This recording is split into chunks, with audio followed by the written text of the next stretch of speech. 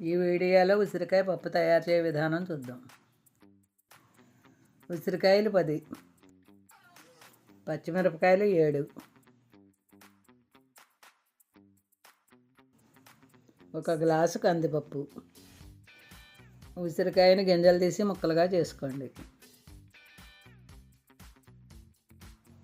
నిమ్మకాయ 1. పప్పుని, ఉసిరికాయ ముక్కల్ని, పచ్చిమిరపకాయలు వేసి కుక్కర్ పెట్టి 3 విజిల్ రప్పించండి.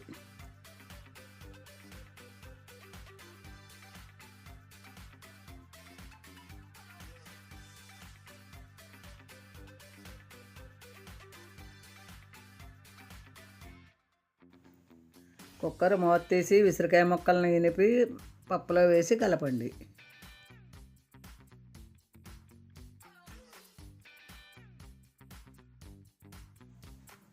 పప్పులో రుచికి సరిపడా ఉప్పు, పసుపు వేయండి.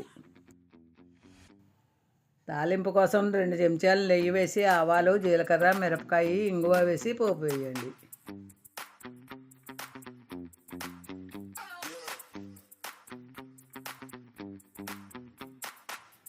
ఈ వేయించిన పోపును పప్పులో వేసి గార్నిష్ కోసం కొత్తిమీర వేసి నిమ్మరసం పిండండి. అంతే, ఎంతో రుచిగా ఉండే ఉసిరికాయ పప్పు రెడీ.